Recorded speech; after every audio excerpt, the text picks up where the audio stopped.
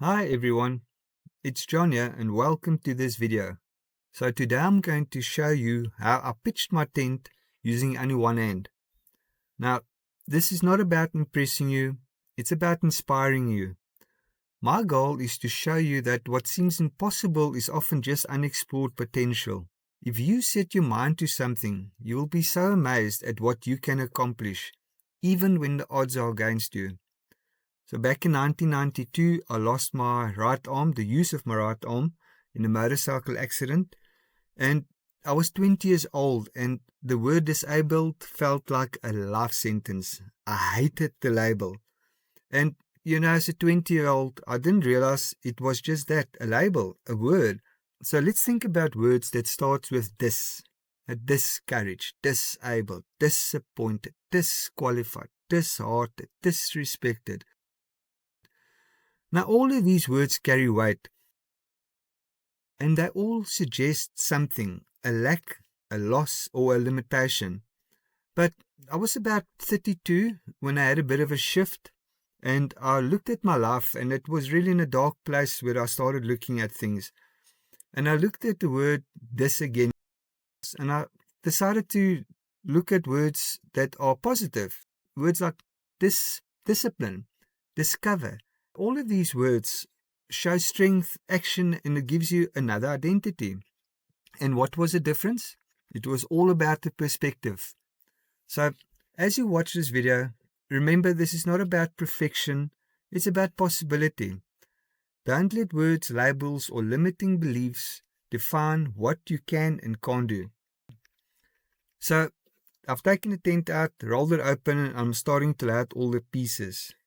Now, when I took the tent down 2 days ago, I thought, I'll remember where all the poles go. They're all marked. Front, left, back. Easy enough, right? Now, here's the twist.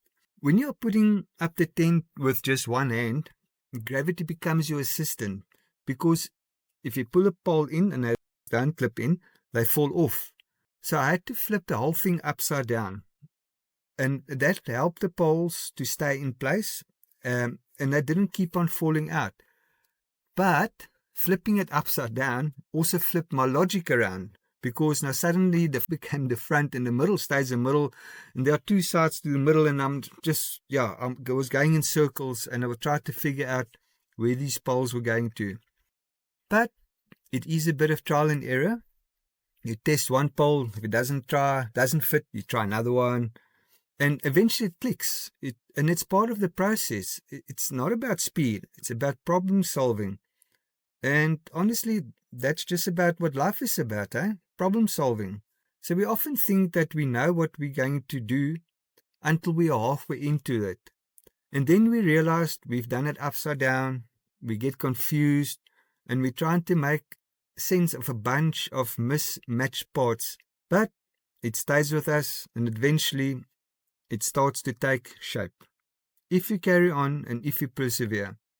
So, okay, I eventually figured it out. I got all the poles in the right place, the corners are aligned, and the basic frame is done. So, time to flip it upright. Now, this part needed a bit of finesse. I gently lifted and rolled it onto its legs. Then I took the canvas and the roof of the tent and I pulled it over. Also key is that the canvas actually fits snug around the poles, and it helps to lock the frame together. So it was actually just stabilizing everything. So once the canvas was on the top, I could feel the whole thing tightening and holding, and I knew that it was working. It was like pulling life together. Sometimes you just need to cover a little bit, give it shape, and then you can stand tall. So now I'm clipping in the sides, and this is the front and the back of the tent. Now, this is also a perfect moment to do it, because the tent is still low enough for me to reach the connectors to clip it in.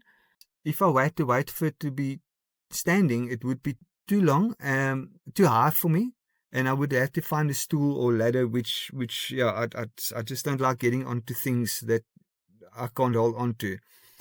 So once the sides were on, it was easier to move the whole tent, and I rotated it piece by piece gently so that the face fronted the direction where I wanted it to be.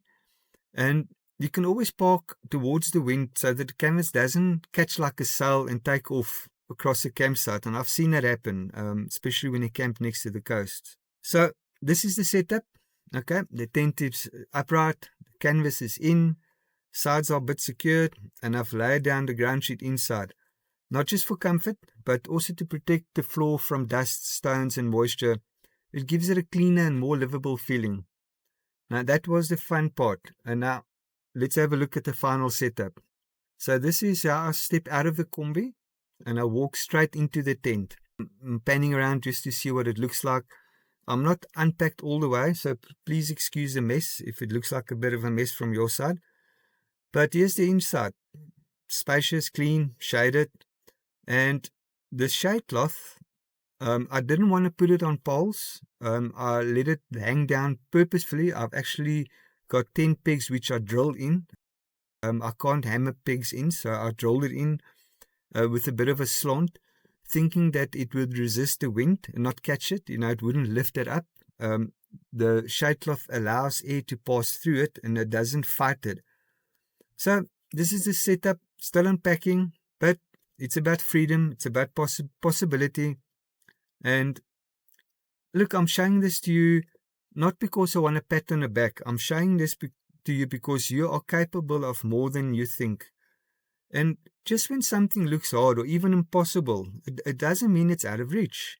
And if I can figure out how to pitch a tent with one hand, remember, labels do not define you. Your perspective does.